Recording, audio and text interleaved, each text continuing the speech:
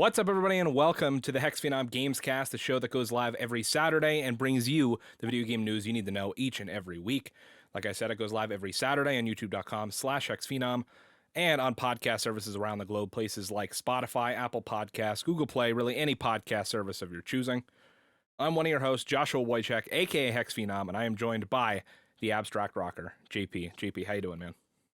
Hey, I'm doing pretty good. Everything's going well, and I'm ready to talk about some excited, pumped games for this year in 22, and some news stories as well. Other than that, yeah, just been doing a lot of cool stuff with work and a few projects and everything else. So I'm very excited, and yeah, everything's going pretty good. Actually, just got out of work not too long ago, and here we are. Nice. But yeah, guys, like JP said, we're going to be talking about our most anticipated games of 2022. But before we get into that, there are two news stories that I wanted to cover here quick first this week, just so that I remember to get to them, and just so that they're not old news by next Saturday. So, the first one is hot off the press, JP. This just happened earlier today. E3 2022 will be online only again. Planned return to in-person event scrapped. This is by Michael McWhorter over at Polygon. E3, the annual Electronic Entertainment Expo, will once again be an online-only affair in 2022. According to the statement from its organizers, the Electronic Software Association said Thursday that it's returning to a digital E3 format due to the ongoing health risks surrounding the COVID-19 pandemic and its potential impact on the safety of exhibitors and attendees. Since December, the COVID-19 Omicron variant has spread rapidly, disrupting business, travel, education, and healthcare. Omicron has thus contributed to hundreds of thousands of new infections each day in the U.S., where E3 is held. This week's Consumer Electronics Show in Las Vegas saw multiple major tech companies pull out of the in-person event over health concerns related to the virus. The ESA said last year that it had planned for E3 2022 to return to an in-person event, as it had been since the expo was first held in '95. After canceling 2020's event outright, citing coronavirus concerns, E3 2021 was held online over the course of 4 days. Publishers and developers, including Nintendo, Ubisoft, Xbox, Square Enix, Capcom, and Warner Brothers, all participated in E3 2021. E3 2021 was free to watch and featured hours of programming in between publisher-held live streams like Ubisoft Forward and a Nintendo Direct presentation. E3 organizers did not detail the new plans for this year's event, only saying in a statement that the ESA is, quote, nonetheless excited about the future of E3 and looks forward to announcing more details soon, end quote. But with the in-person expo scrapped for the third year in a row, the ESA is once again missing out on a major source of revenue. Combined with the competition from independent publisher events and Jeff Keighley's Summer Game Fest, Keighley tweeted just minutes after the ESA's statement went live that his E3 competitor would return in 2022. At this point, it's unclear just what kind of future E3 has after all. Wow. It's definitely, I'm not remotely surprised just because of what Omicron is doing. And now the fact that you have Florona, which essentially is someone who gets the flu and COVID, and I would not even want to wish that upon my worst enemy. That sounds horrible. So God only knows what'll be around by the summertime.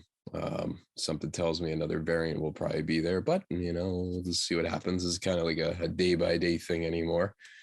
But yeah, I'm not remotely surprised about that, just due to how many people attend that festivity. But yeah, I didn't mind the online version of it, honestly. Yeah, I didn't mind it at all, really. So I'm looking forward to seeing it again online. But I would love to go to one of those things one time at some point. Definitely. I mean, I guess it's it's hard for us to comment on it because we've never been to E3 before. So I guess it's hard for us to be like, oh, it doesn't matter to us because we watch it online anyways. Yeah, we're like looking from the outside in. Now, if on the inside, I'm sure it's definitely quite. It's probably the feeling like concerts being postponed and canceled, which I'm unfortunately prepared for again. It's just depressing really to think about. So, but yeah, moving forward, I'm not surprised it did go digital. At least it's still going to happen. Yeah. In terms of all the shows and concerts I want to see, I don't know, but Yeah, we take it day by day. So yeah, it should be interesting to see what they come up with for this year. It should be a pretty good show just because a lot of games that were supposed to come out got delayed. So I'm sure they'll be on the stage again or at least mentioned or played or interviews. You're definitely going to get a lot of intel on stuff like that. I'm sure the Splinter Cell game might be talked about, for example, and future game titles, maybe Call of Duty and stuff like that. But I think it should be a good show, and I'm excited to see just what is scheduled for the events this year now that they had to go digital again. Yeah, usually, well, for the past couple of years, how it's been is usually Microsoft and Nintendo are there, like they're there with the big heavy hitting announcements. Ubisoft usually has a couple of interesting announcements, and then yeah, usually PlayStation for the past couple of years they've done their own thing. Like they haven't had really any presence in or around E3. Like yeah, the last 2 or 3 years they've just done like PlayStation showcases. Like they did the one revealing the PS5, or well, not revealing, but revealing the look and price and everything of the PS5 last year, or well, 2 years ago now. And then last year, around the same time in like August or September, they did the same thing with a PlayStation Games showcase. So unfortunately, we'll probably have to wait until like September or so again for whatever PlayStation's E3 type event is. But I mean, E3 in and of itself is still going to be pretty cool. You're still going to get a ton of game announcements in general. And yeah, I'm still pretty excited to see what happens with it, especially with Jeff Keighley's thing going on alongside that. I think that means just even more game announcements. So, Exactly right. but I just thought it was interesting, and I mean, it makes sense given with COVID and Omicron, just going out of control and everything like that. I'm sure most, if not all, public facing events will start to drop off or get postponed or go digital or whatever. At least it's you know uh, with how far we've come so far in the pandemic, I think at least it's still happening. Yeah. So I could see if it got canceled. Okay, that would be really bad. But yeah, at least digital media and everything made evolutions since everything began. So I mean, hey, we're on Zoom right now, for example. So I think I think that'll play a huge role with the advancements that we made since the pandemic began, just to have these things Yeah. happen now, just like digital concerts. Yeah, I wasn't for it, but at least it was something. So I guess people are going to get used to it. Unfortunately, it's just the sign of the times. Yeah. Unfortunately, but Yeah. better safe than sorry. Mm-hmm. Oh yeah. But our other news story before we talk about our most anticipated games of 2022 is the PlayStation VR 2 has been officially announced, bringing eye tracking and Horizon's Aloy to the living room. This one is by Owen S. Good at Polygon. PlayStation VR 2 is the next virtual reality headset coming from Sony, and a VR adaptation of Guerrilla Games' acclaimed Horizon series is a launch title the company announced Tuesday evening.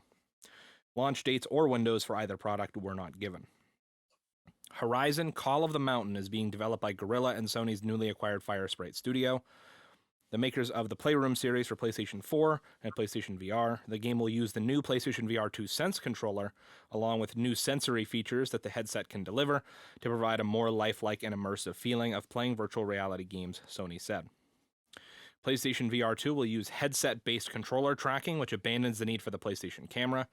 The headset will use embedded cameras to reflect the wearer's movement and field of view in-game. Those will combine with the headset feedback and 3D audio to amplify the in-world experience, Sony says. Quote, headset feedback is a new sensory feature that amplifies the sensation of in-game actions from the player. Hideaki Nishino, the PlayStation executive in charge of platform experience, said in a blog post Tuesday evening. Quote, it's created by a single built-in motor with vibration that adds an intelligent tactile element. End quote. As an example, Nishino said that players, quote, can feel a character's elevated pulse during tense moments, end quote, or perceive objects whizzed by their heads. Additionally, PS5's Tempest 3D audio tech makes sounds in the player's surroundings come alive, adding to this new level of immersion. The eye tracking means that looking in a different direction without turning your head can create an additional input for the game character. This allows players to interact more intuitively in new and lifelike ways. Eye tracking represents the state of the art for VR technology so far, has been integrated into the HTC Vive Pro Eye, introduced in 2019, and eye tracking modules and add-ons are available for other Vive headsets. Tuesday evening's announcement confirmed previous statements and reports in 2021, some of them from Sony, about plans for the new PS5 compatible headset and controllers. Nice. Nice. Yeah, that's pretty much the end of the article. But, JP, I have a few questions for you. What is that, sir? 1, have you tried VR before? And 2, does any of these new PlayStation VR 2, these new features, do they do anything for you? Well, to get me to really like VR, you'd probably have to have me in the circular track pad thing and all that to really get into it. But yeah, I'm not really that keen on VR, honestly.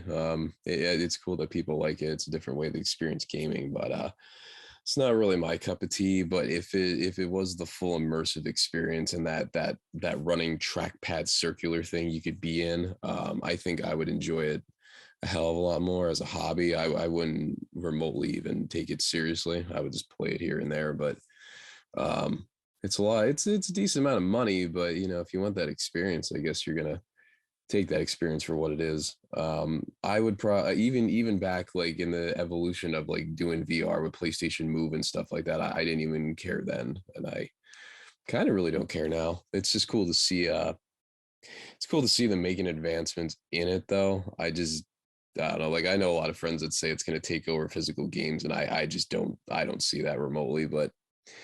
At least it's a cool experience that everybody could love to have or just pick up and just bullshit in it. But yeah, VR doesn't really do it for me at all, but it's a cool concept. It's just not for me personally. Yeah. I have only tried VR once, and it was like one of those like crappy little like barely even VR like things where you just like shove your phone in like a headset basically and just watch something on your phone in VR. Yeah, like I've had a lot of friends show me that, and like watching sporting events in VR is interesting. I just feel like it's way too close to my damn face. I think that's my problem, is that like I need to be away from a screen. I don't need it right on my eyelids. I just Yeah. It's crazy. I don't know though, like all the advancements they're talking about for PSVR 2 sound interesting to me and definitely sounds like a step forward. I think it's going to be a while until we get to like a more normalized version of the stuff you're talking about. But I would definitely try PSVR 2, but I don't think I would ever spend my money on it unless I really, really liked something that I played. But even then, like, it's just such a limited, like, you're spending so much money on something that, like, has such a limited quantity of titles. Like, I think the PSVR, I mean, and I'm just pulling this number out of my ass, but I've only ever heard of maybe, like, 20 or so high-profile games for it. See, that's my problem with the two, is that realistically, I'm just kind of taking some stuff off here. There we go. But realistically, I don't know. I just feel like it's not going to be the full experience game that you would get if you paid $70 for a game at GameStop today. I feel like you would be paying $70 for like half of that, essentially. I mean, I know the Until Dawn game. I remember that. What was it called? Rush of Blood. Is that it? They like charge so much for that game, and it's literally just a roller coaster simulator. I just don't see the value in VR unless it proves itself and it's a fully developed game and the same exact game but VR. Yeah, I think there's only one game I can think of that did that, and it was Resident Evil 7. That's the Resident Evil only 7. game I think that the entire full game is the exact same and playable in both VR and non-VR.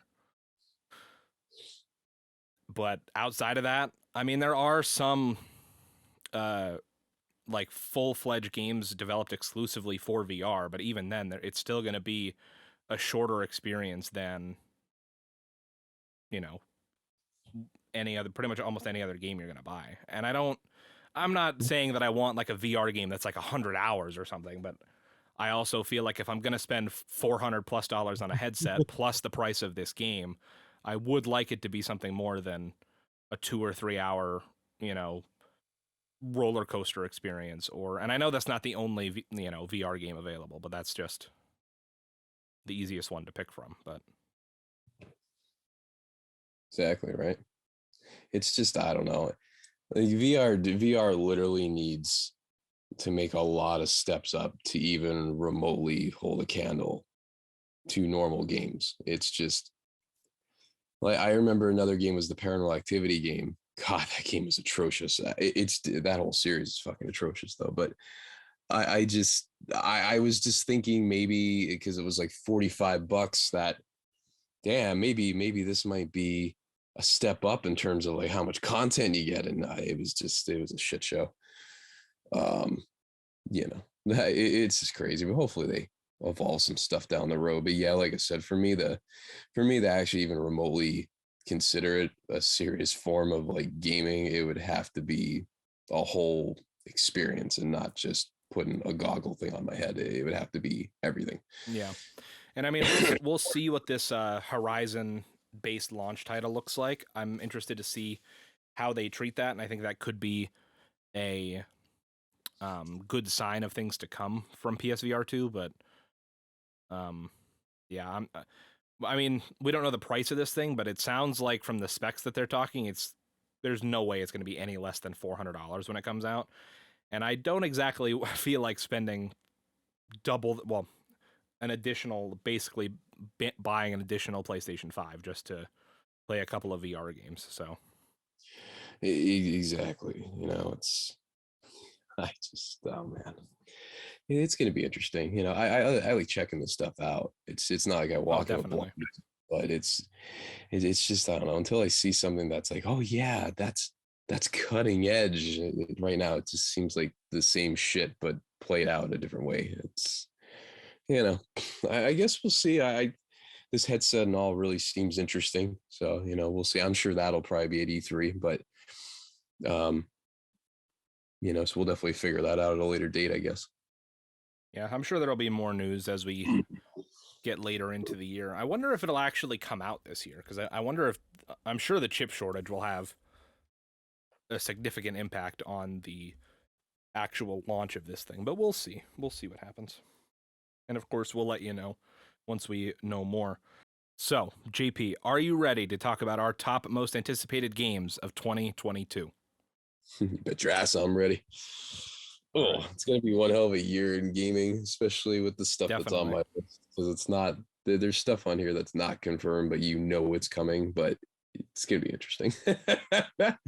Yeah, everything on my list is stuff that is confirmed right now. So, I don't know. I have mine in release order. That's just the order I'm gonna go in. But I have 6 titles. So, you want to go first? Start off Yeah. with. You want to go back and forth? We could do that if you want. Yeah, we could do that. I got 5 here. All right. Okay. So my number 5 for 22 is Wumpa League, also known as possibly Crash Bash 2. Nice. So, well, let's be real. They definitely changed the concept of this game from the original idea, because this game was supposed to come out, early 21? It was supposed to come out. I just, it seems like forever. Something like that, yeah. It's been like forever. We've been seeing these YouTube crates and crap, but now, which is going to tie into another thing I'm going to bring up, but now seeing how as time is going on, it's becoming more and more obvious that it's going to be probably something Crash Bash oriented. and seeing a lot of the YouTube packages and the references seem to point at that. I'm very excited for it because I love Crash Bash, but at the same time, I feel like with this game, they're probably going to do kind of like what CTR was. Like they'll give you the stuff you remember, and then they'll add in new stuff, and it's going to be that nostalgia trip that you've been dreaming of.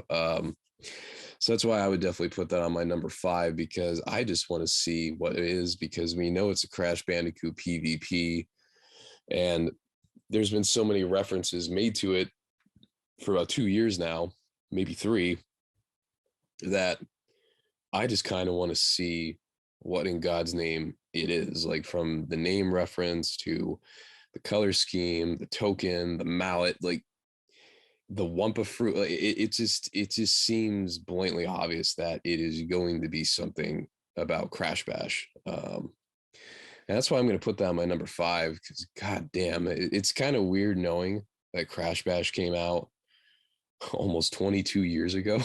God damn. So it's about goddamn time we get something like this again, if it isn't a full remaster of Crash Bash and everything thrown in. But yeah, that would be my number 5, because I'm just dying to see and play this game already.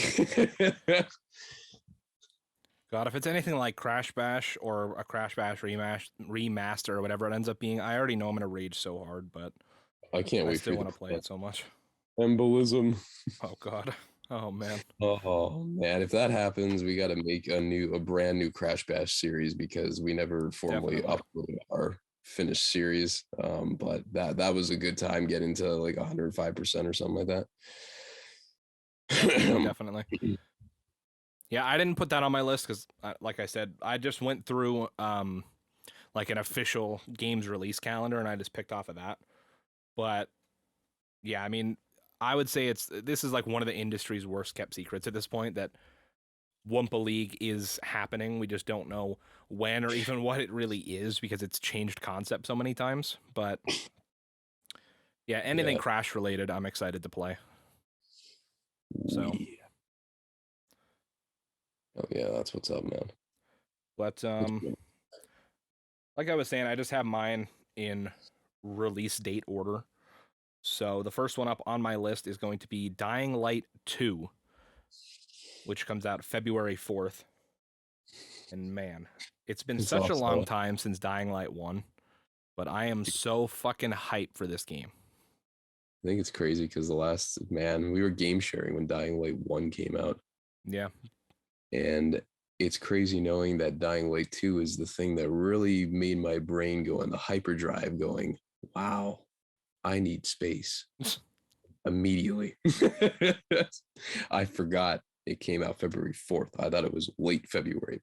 Nope, Yeah. it's February 4th. And along with the 4 games I have yet to install and the 2 I uninstalled, and the massive game updates compiling, your boy right here got a Samsung 90 SSD, 2 terabyte solid state for my PlayStation 5, because if not, I would be fucked. Yep. I'm ready for Dying Light 2, though. Yeah, I'm hopefully going to be getting a hard drive as well before that game comes out. I still can't decide if I want 1 or 2 terabytes, but I don't know. I'll figure it out. But yeah, man, I mean, what, Dying Light 1 came out in what, 2014 or 2015, somewhere around there? I don't quite remember. I think it was 2015. I think it. You know Let me what? double check. It could have been Dying 2014. Light release date January 26th, 2015. Okay, that's why I was thinking it might have been 2014, because of how early it was in 2015. I was trying to think of where I was at that point with college, because I remember Byers and Jordan and the twin. Like everybody was on that game. That game. Honestly, I think before they make a third game, they should remaster Dying Light on PS5. I think that game deserves it, and it would be the full, complete, definitive edition. And I think they can make a lot of fucking money off of that. So Yeah. If that happens, you bet your ass I will buy that too. Dying Light 1 for me was like It was game one changing. of the first big like hits of the next generation for me. Like, and one that was like an actual next gen exclusive game. Because like up until that point, the only next gen games I had really been playing were ones that were either available on both PS3 and PS4 or ones that were ported from PS3 to PS4.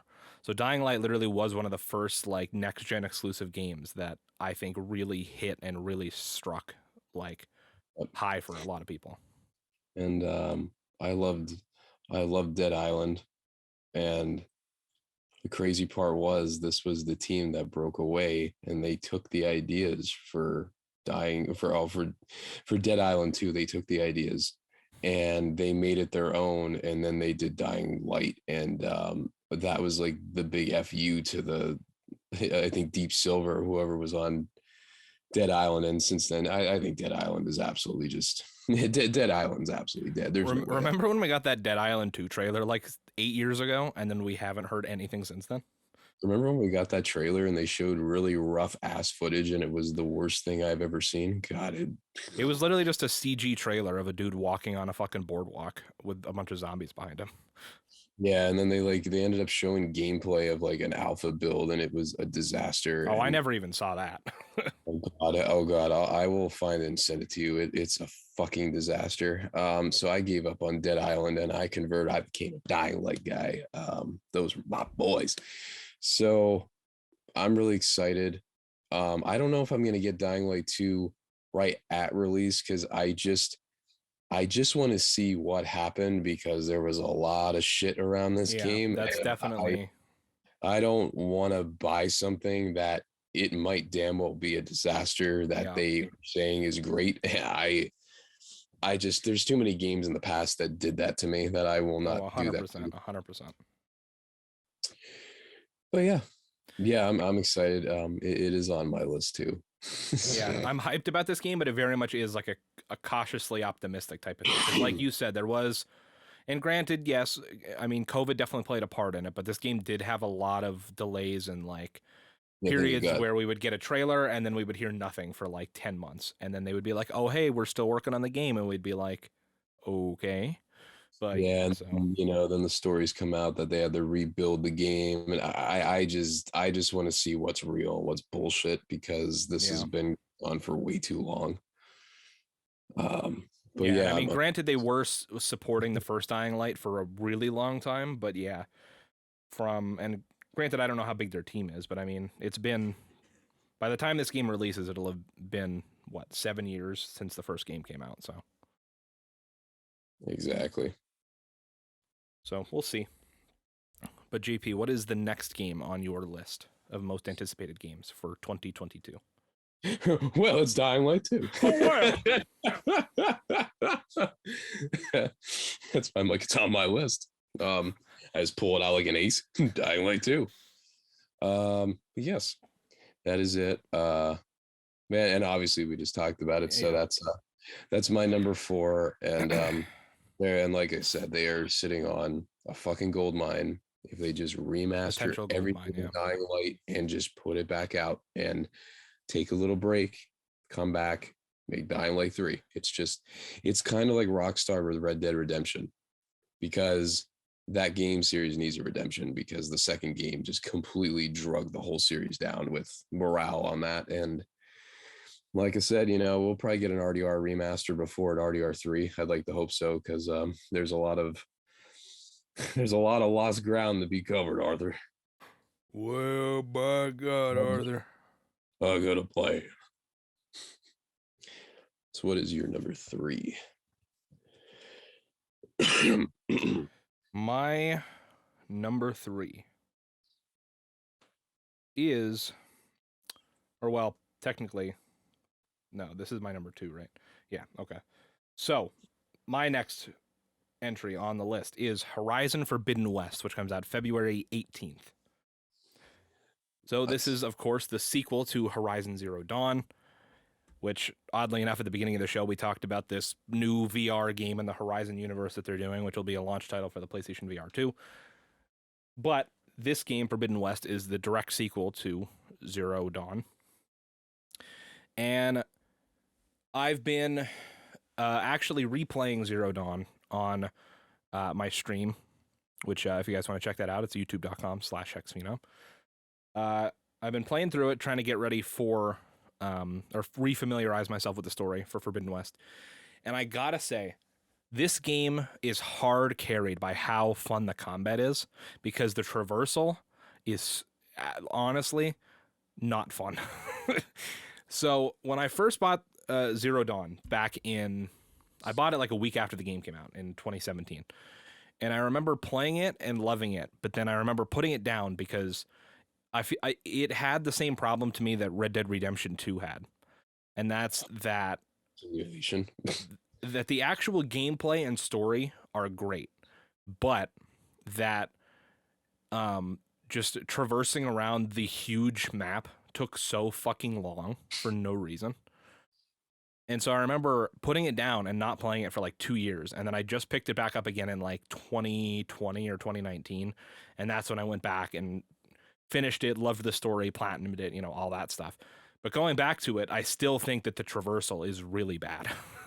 So I hope that either one, that Forbidden West has a smaller, more condensed map, or it has significantly better methods of travel. Because even if normally, like for most of the game, I'm playing on New Game Plus, so I already have all the like extra shit unlocked, like to be able to ride certain animals and stuff like that, which normally you have to like rank up and unlock skill trees to be able to get that stuff.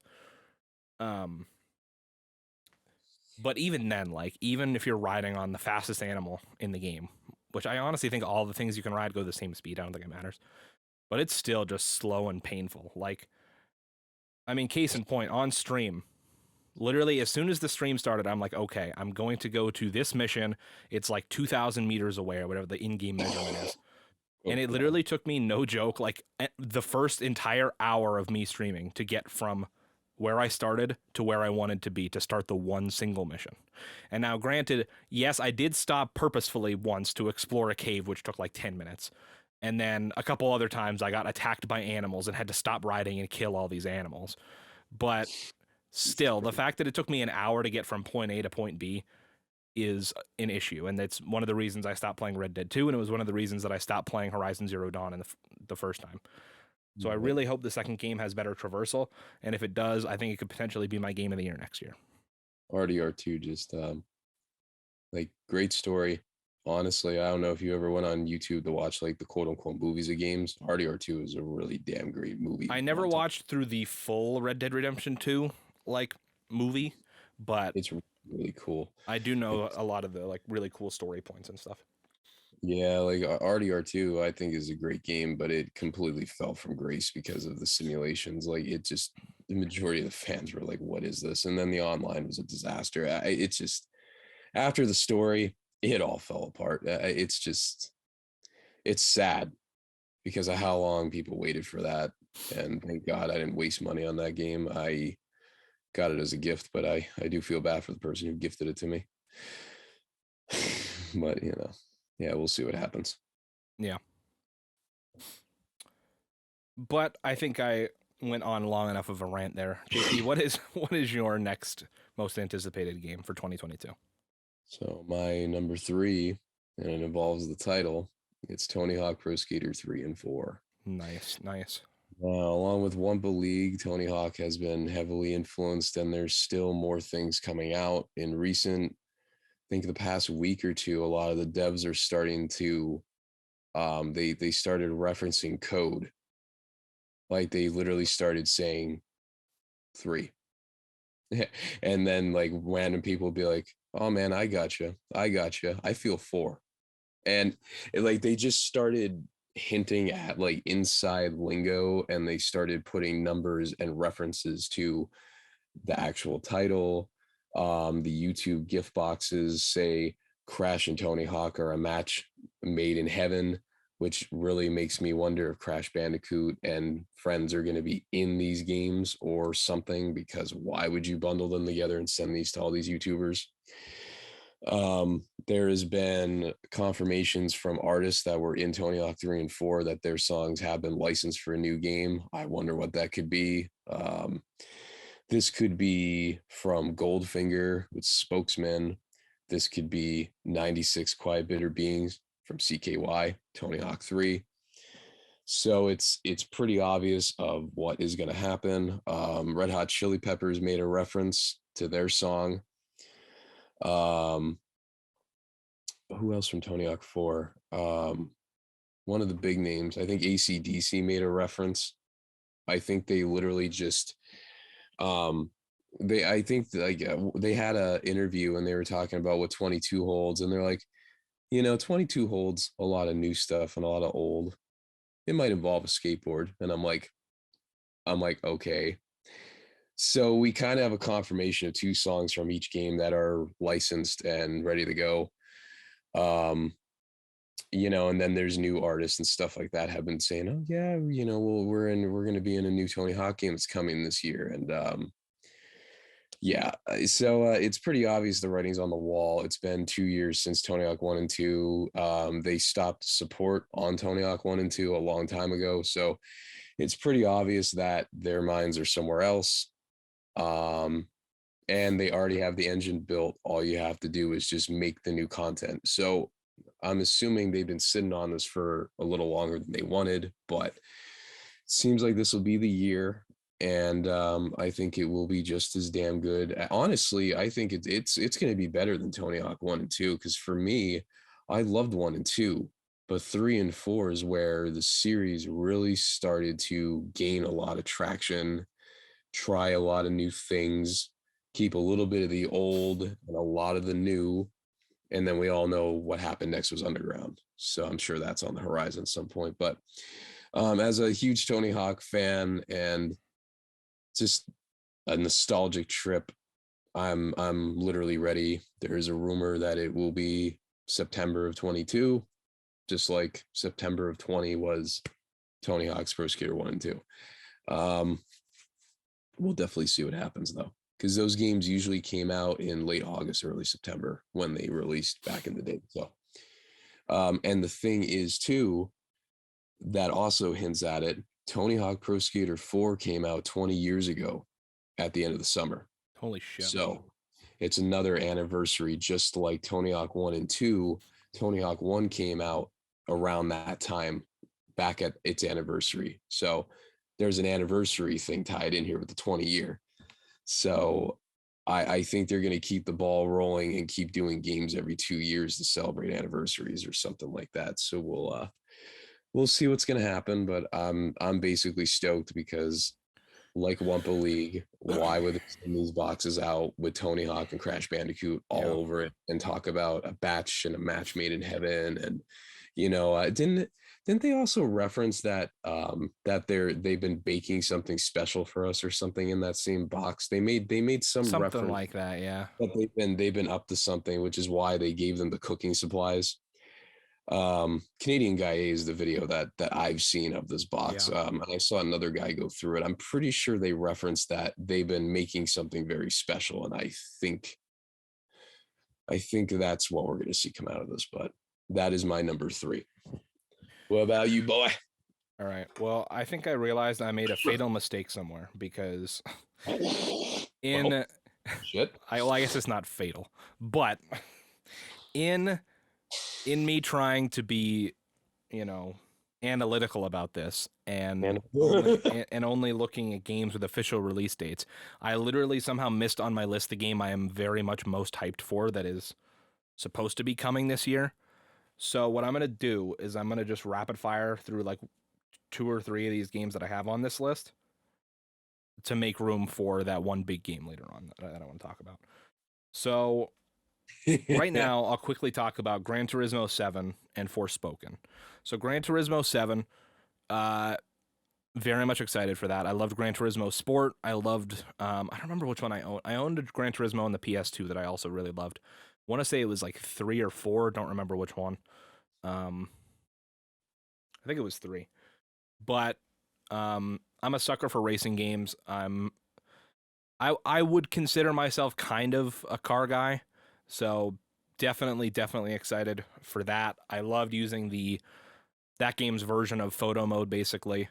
Um, that was really cool. So I'm really excited for GT7. That comes out March 4th. And then Forspoken is a new game from Square Enix, and I don't remember the actual development studio, so I apologize for that. That's May 24th. Essentially, it is kind of like Final Fantasy-ish, but it's where this girl from like the modern era who lives in New York City kind of gets ripped out of the modern era and thrown in like a fantasy like Dark Ages like 1500s type of era with like magic and knights and like all this shit. And it's a really cool aesthetic, and like the way that she traverses the map is like kind of like parkour mixed with magic. It all looks really cool. I don't know if I'm going to get that right away, but it does look visually stunning, and the movement and magic looks really cool. I think it's interesting because, well, I was considering putting this on my list, but it really didn't make sense compared to just what I normally play. But I was going to put the Hogwarts Legacy or University. I think it's Hogwarts Legacy. Oh yeah. Speaking of magic, that is a game that I can't wait to play.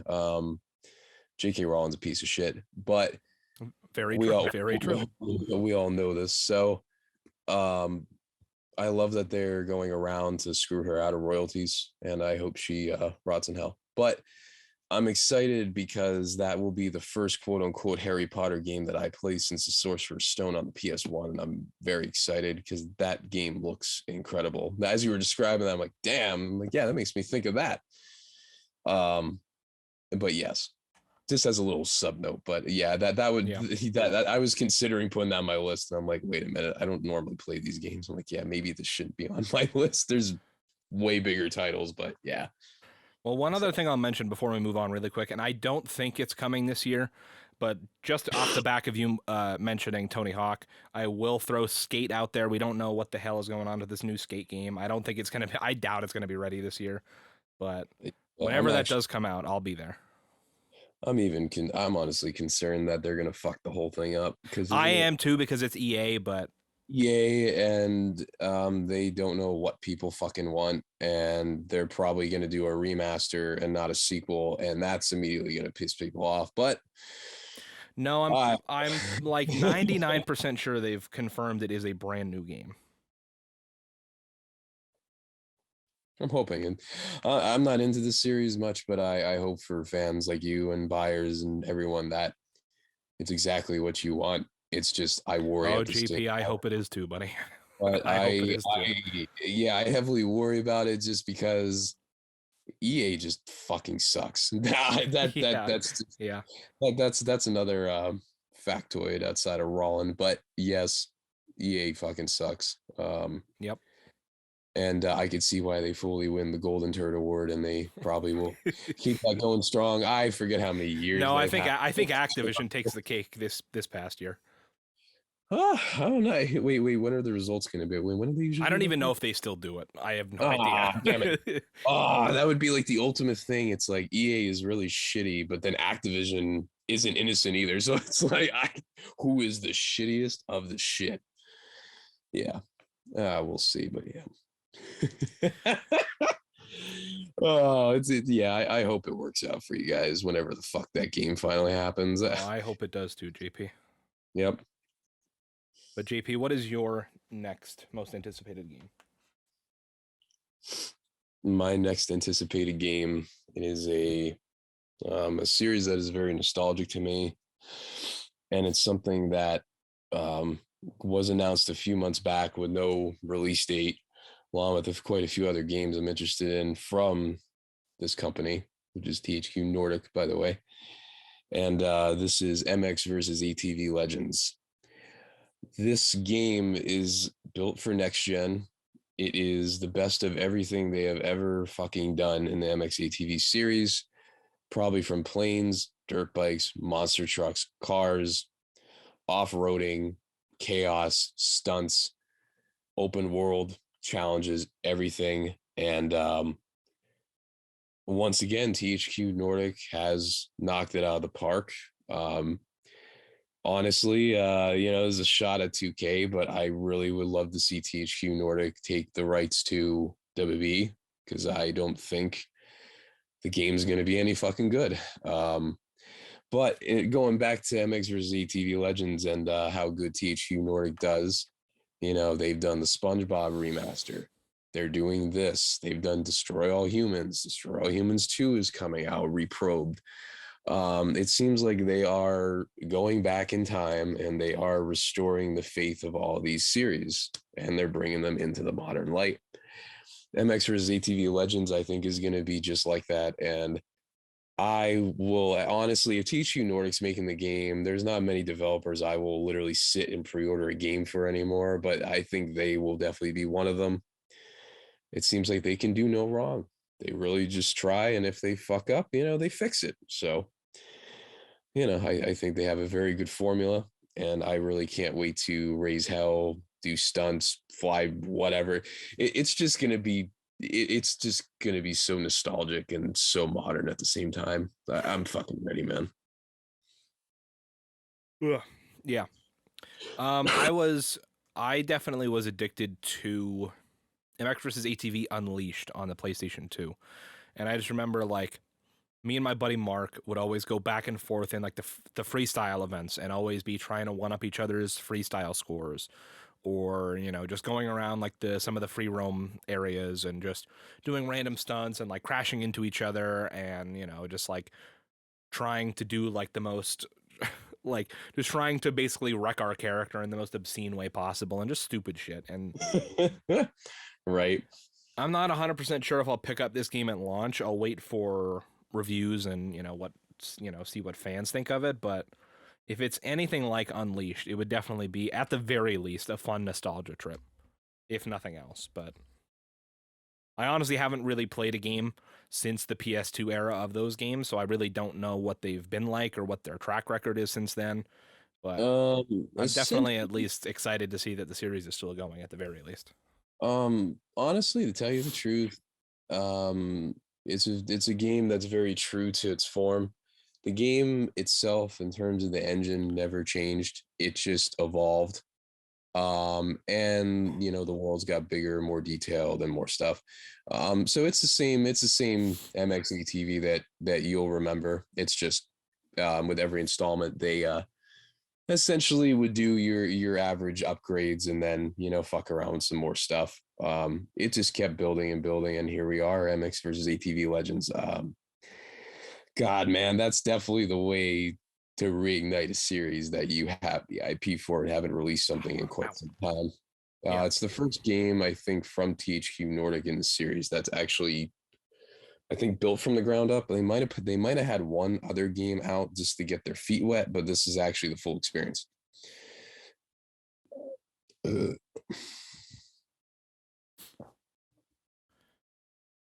right. How many more games do you have to talk about? One. Okay. So then I have still two more on my list, and then the one that I am saving for last that I completely forgot about. So I'll just go through these two quick again, and then I'll save my one for last. All right. So Tiny Tina's Wonderlands and Saints Row. So first with Tiny Tina's Wonderlands, it is a spin-off to the Borderlands franchise, which I'll admit I really didn't fall into the Borderlands franchise until, when was it? Right before Borderlands 3 came out. Like a couple months beforehand, they put up the, what's it called? The Handsome Jack collection on PS4 for PlayStation Plus, like maybe 6 months before Borderlands 3 came out. And I played them and I loved them. And I played so many fucking hours of them. And then I bought Borderlands 3 and I platinumed it twice, both on the PS4 and PS5 versions. And I really, really like the games. So more Borderlands is fine by me. And this one, I know it's basically like a full game version of there was a DLC for Borderlands 2 that was basically like a play on Dungeons and Dragons. And so they basically expanded that out into a full game. And I don't really know anything about Dungeons and Dragons, but it still is just a cool and fun concept for what Borderlands is, and to mesh that with the kind of like fantasy like style, which is really fun. So I'm excited for that. That's March 25th. And then nice. Saints Row comes out August 23rd. This one is more of like a cautiously optimistic type thing. I've loved Saints Row since Saints Row 2. There's, it's definitely has fallen from grace since then. Saints Row 4, I think, was atrocious. Gat Out of Hell was atrocious. But I mean, 2 was awesome, 3 was awesome. And Oh God. from what it seems like, they're really trying to kind of make this new Saints Row reboot. It seems like they're very much trying to make a love child out of the styles of 2 and 3, which I think could work very well in their favor. It could So, work. Yeah, I don't know. I've never been a fan of Saints Row at all. So when I saw it get rebooted, I'm like, well, I know for sure the last 2 installments were absolute garbage. yeah. So I'm like, well, I hope they get their head out of their ass and make something good, or else this is the last Saints Row game you'll ever fucking see, without a doubt. Yeah, I mean, like I said, I'm cautiously optimistic. What they've shown so far, it looks good, but it still does look very much like Saints Row, which I don't know yet if that's a good thing or a bad thing. I mean, I didn't expect it to be, an evolution of any sort of kind. I just imagined a next-gen Saints Row, and that's pretty much what it looks like. And I'm not exactly disappointed in that, but I think we'll see how it kind of continues to develop until August. August is, 8 months Who away, knows? so... I'm sure we'll see that at E3. But August 23rd, if it hits that date, then I very well could be playing Saints Row during the extra live stream. So we'll see what happens. Yeah, sounds good. But GP, what is your most anticipated game of 2022? Well, that's a very easy one. And it starts with 3 letters, and it's not WE, it's AEW, All Elite Wrestling. The next gen title that has been made with love for almost 2 years now, and is only getting bigger and bigger with the roster and the acceleration of the promotion. I'm so excited. Like, realistically, this game is going to more than likely, essentially, this is going to end the WWE games under 2K without a doubt, because there's no way 2K could even come near this, because AEW has the former developer that made all the classic games. They have Ukes. AEW has the AKI engine. AEW has the Here Comes the Pain engine feel and the cameras. And then you throw modernality graphics on top with a little bit of like cartoon arcadiness to it. It's going to be absolutely incredible. And unlike WB2K, AEW has been showing progress and builds and little clips and everything all along the way, and each one is original. Unlike WB is the same little shutters over and over, and then you see maybe a little clip, a little cheeky pose, and it's just, you could tell the way that this is going is, you could tell the 2K game is going to be a disaster. I mean, they could try all they want, but that control scheme is going to alone is going to throttle the game. But Yep. whereas AEW has, you guessed it, the classic control and feel, because they have the original developers, because you said fuck you 2K and they walked out the door. And we all know what happened when 2K tried to salvage that one. We got WB 2K20. Oh boy, that might be the worst wrestling game of all time. I'm actually convinced it probably is. I played some shitty wrestling games, and that is definitely one of them. So just to see the roster and all the shit they're going to do, and knowing that Owen Hart is going to be in the game, and it's the first damn game he will be in since WWF Attitude. It's just there's no cons of this game, and I don't even mean a pun towards Coney Khan. Can you imagine that? Tony Khan. There's no Tony Khans about this game. There's no Tony Khans. There's no Coney Khans. There's just Tony Khans. But yeah, I'm just really stoked about the All Elite Wrestling game. If you guys haven't seen pictures, roster, just teasers and dev videos, and they have all the stuff out there, and there's definitely more coming in 22. I think that game is going to have a heavy presence at E3 because they're all gamers on the roster. So yeah, I would say that is that is definitely the number one. I can't describe how excited I am to play a real fucking wrestling game again. The last actual wrestling game I thoroughly enjoyed was WB 2K19, and that's only because that was 2K's best shot at making a traditional THQ game, and here we are. AEW literally took all the damn pages from the book. I mean, like, it's obvious. The only thing missing is to have THQ Nordic actually put the game out, which who knows, maybe that could happen. But I just can't say enough good things about the game and what I've seen and how it reminds me of Here Comes the Pain. Like this Here Comes the Pain remaster that's been rumored for years. I feel like the build was taken and AEW's thing was put on top of it, because It's possible. it just really seems like it, from camera angles and animations and the way it seems to play with the AKI engine. I think you're going to be looking at something really revolutionary for wrestling games, and I think 2K should honestly, probably, if THQ Nordic isn't associated with AEW, which I don't think it is, I think AEW Games is actually producing it. I think THQ Nordic might actually have a chance to convince WWE to give them the license. Now, who's going to make the engine? I don't know, but it's blatantly obvious 2K is not fucking working out, and 2K is a piece of shit. See, if I know anything about WWE, they seem like they're all so like, and I know this is such a generalization, but WWE seems like so much of like WWE gives off so much boomer energy that it seems like they would never give the license to any company that they've never heard of. So like for them to be like, what's THQ Nordic? I thought they went out of business. They would probably just like, the only other company I could see them realistically giving it to would be EA, because to them, they're probably the only other company that has a track record of earning money on sports games. And realistically, they don't really care about the quality of the game. They care about money. Well, there lies the problem. Money, the root of all evil. Yeah, it's sad. I actually still I see you uploaded a video recently about your concerns about WWE 2K22. Yeah, I was gonna say, I actually just uploaded a video yesterday as we're recording this. Yeah, and I just one of the things I said was that I think the controls could easily kill this game, because murder off the bat. I know for a fact, like me, the reason I even got into playing WWE games in the first place was playing SmackDown versus Raw. I don't know if it was 2007 or 2008 at my buddy Mark's place, and having so much fun that I'm like, oh fuck, I want to buy this game and I want to play it.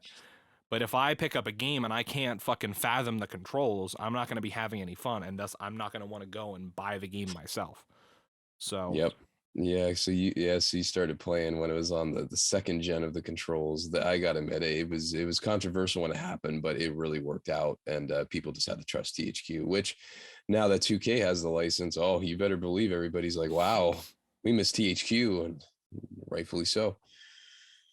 So yeah, we'll have to see what happens. Yeah, I'm definitely gonna watch your video though, because I'm generally concerned about that game. The controls dead in the water immediately. I don't even care if it was God's gift to wrestling. I would not play that game. That it's just, I am not playing some doped up simulated control scheme of what once was. Like, they had so long to figure it out, and they visually made a great game, and it seems like it plays well. The problem is the roster and the controls. Like I said, this could be the greatest wrestling game ever, and it's not the greatest if the controls suck. yeah, coming from the dawn of wrestling games till now. Yeah, I can tell you, I think besides the problems 2K20 had, which is many, like a fucking novel of problems. Yep. The control. And if we really look at the problems of where it started, it was the control scheme immediately. That was part of it, yeah. And then the problems just started bleeding out all over the place. And I don't know what they're going to do. I'm generally concerned just because 2K's basically fucked. They pushed the release off till March. What happens now? Because that means realistically AEW is going to lock in the fall timeframe. So unless WB wants to go head to head in video games, which is not going to fucking work at all, because one is a real wrestling game and the other is like a simulated piece of shit. So I don't know. I just don't know. What's your opinion if AEW, or no? What's your opinion if WB Games decided to go head to head with AEW in the next installment?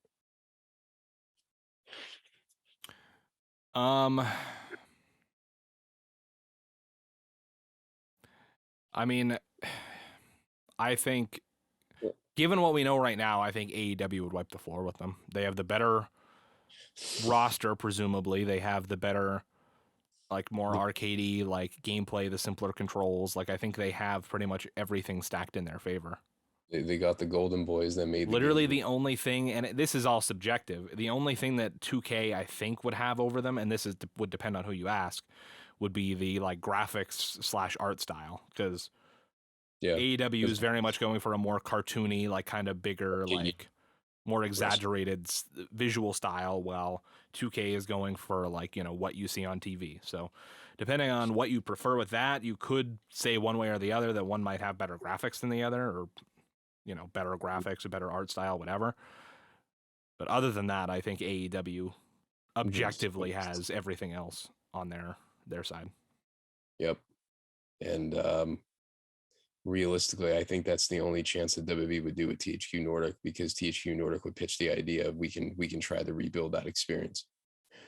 Um, it's just I don't know, 2K. I don't think they have what it takes. I mean, they proved the time and time again they should not have the license at all. And you know what they say, just because the game looks good doesn't mean it's good. So basically the only advantage 2K might have is a delusional outlook, you know, of like gamers that just say, oh well, this game's better because it looks great. It's like, come on, man. It's like, yeah, once you take it for a test drive, you have different opinions, but it's like, You'd be surprised how many people will argue on the internet uh, about the quality of a game just based on graphics alone. People that's are just, fucking stupid on the internet. and you know, like my Facebook post the other day, sometimes I wonder if people have a goddamn brain in their fucking skull, but Most of them don't. I will tell you that right now. Most of them most do of them not. don't. Most of them don't. Maybe they have a crushed up disc in their head. I don't know. Um, Especially people, especially like most of the people that live in this city who happen to shop at the grocery store that I work at. oh, don't worry. They shop at a store I work at that I will be leaving soon to do executive COO and way better things. But trust me, oh yeah, oh trust me, I see him clear as day. It's sad, it really is, but yeah, it's just reality as we know it. So yeah.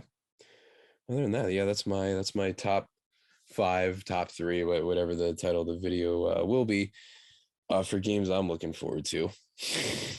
Well, mostly because I'm a dumbass. I far exceeded that, so I think I'm just going to say our most anticipated games of 2022. But That sounds good to me. JP, my most anticipated game of 2022, and I can't believe I left this off my list because I was trying to be fucking analytical and weird.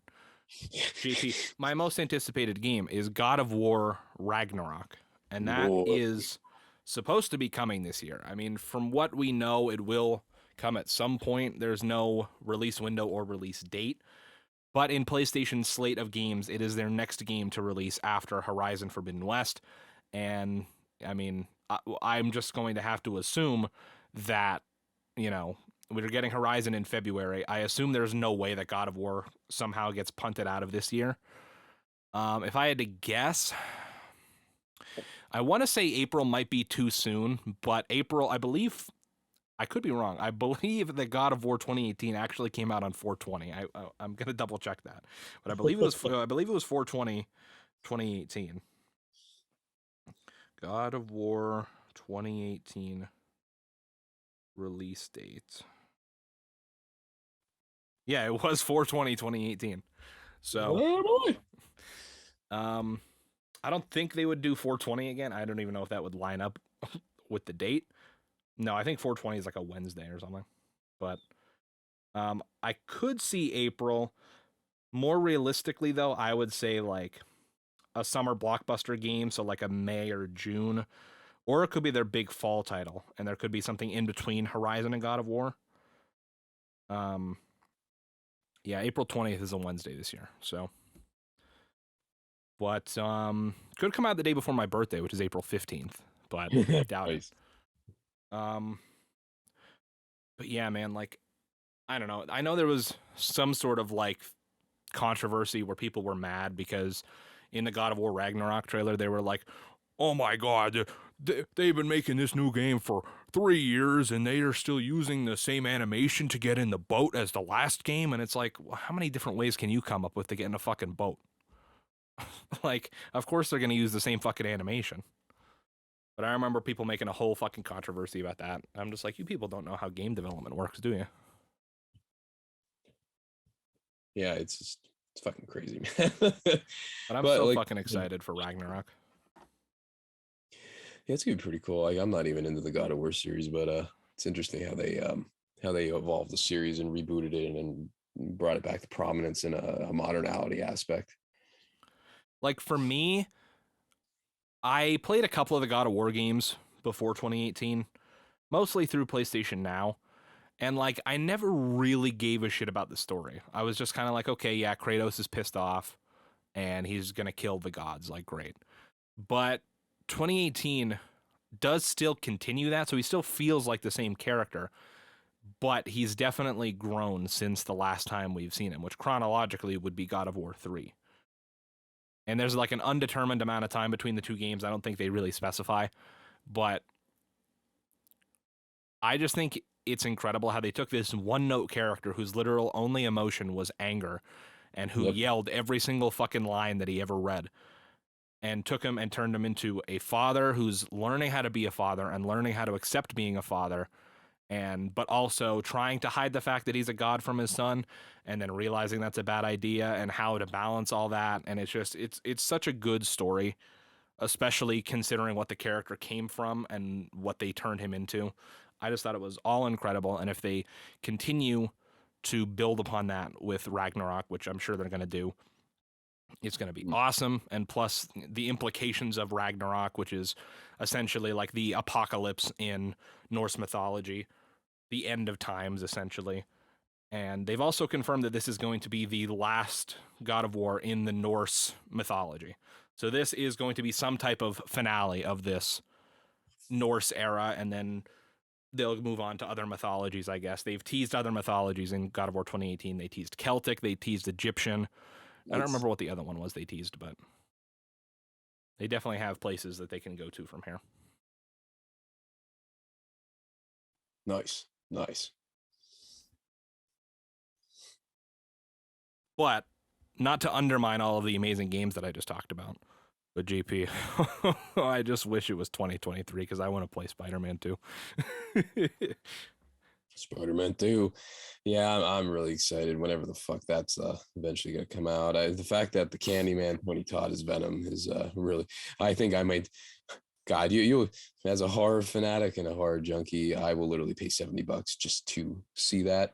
But I already know the game's gonna be fucking good. It's just Tony Todd, man. Fuck. Oh. Hell yeah. And then there's that Wolverine game. Oh fuck. Oh man, Marvel. Oh god, Marvel's just nailing them out. Oh, Not only Marvel, but especially Insomniac. Like, goddamn. But guys, let us know in the comments if you're watching on YouTube, what games are you most looking forward to in 2022? Do you agree with some of our picks? I'm sure you have some different picks. Please let us know. I'll be reading through the comments. Be interested to hear what you guys think. But guys, this has been the HexxedPhenom Gamescast, the show where we bring you the video game news you need to know about each and every week. And it goes live every Saturday on youtube.com/HexxedPhenom and on podcast services around the globe. But until next time, guys, Phenom out.